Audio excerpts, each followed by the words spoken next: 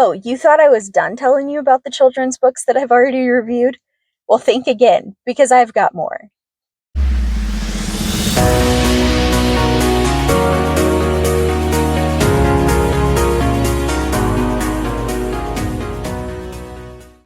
Welcome back to Spill the Ink with the Bookmark Bulletin, your favorite corner of the internet where books don't just sit pretty on shelves, they practically jump off those shelves with stories to spill.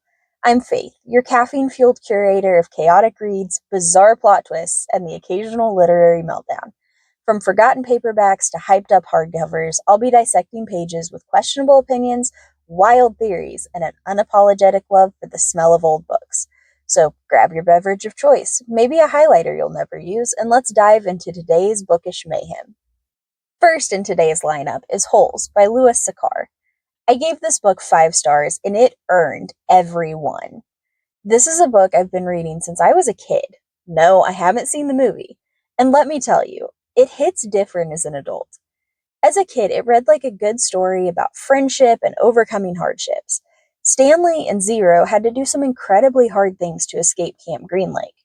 But as an adult, you realize the book addresses some heavy topics like bullying, racism, and wrongful convictions in an incredibly age-appropriate way. It's fast-paced enough to keep most readers engaged, so it could be a good book to read aloud and discuss with your kids.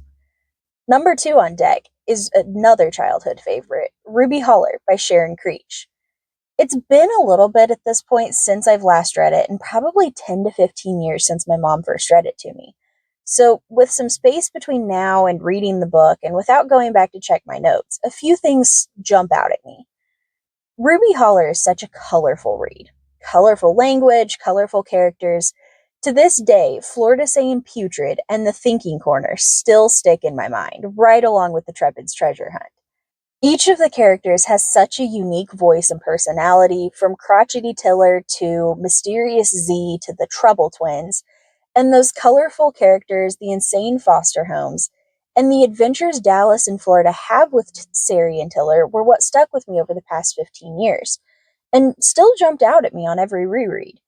Then I reread it 6 months ago to review it, my first time reading it as an adult, and something new jumped out at me. Instead of laughing at the absurdity of the twins' earlier foster homes, I could see how each one destroyed their trust in adults. By the time they end up with Tiller and Sari, a truly kind couple who can't remember how to punish a child, Dallas and Florida are just waiting to discover their nasty side. And it's a side that doesn't exist, and it's very heartwarming to watch the twins realize that. So, easy 5 stars. Thank you for coming to my TED Talk about why you should keep reading children's books as an adult. And in all seriousness, middle grade fiction will always hold a special place in my heart. Finally, are you a lover of thrillers and mysteries, and do you want to pass that love on to your kids early? Have I got some recommendations for you? A to Z Mysteries by Ron Roy, Encyclopedia Brown by Donald J. Sobel, and Cam Jansen by David Adler are the series that introduced me to the mystery genre. All 3 series are geared towards a 2nd to 4th grade reading level and are perfect for the transition between early readers and chapter books. A to Z Mysteries follows 9-year-olds Dink, Josh, and Ruth Rose as they solve alliterative mysteries like The Bald Bandit and The Missing Mummy.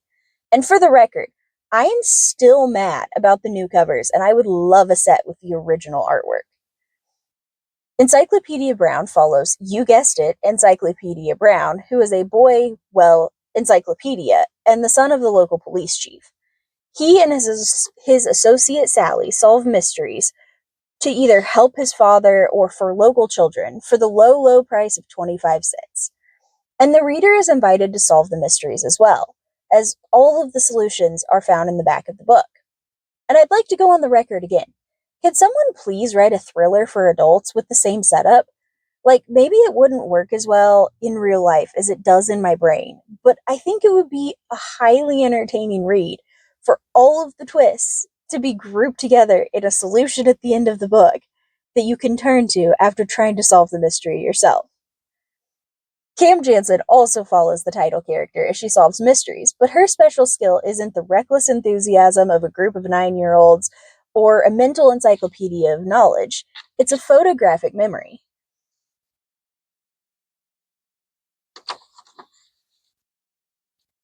Cam earned her nickname, short for camera, from her ability to look at a scene, close her eyes, say click, and freeze the moment in her memory.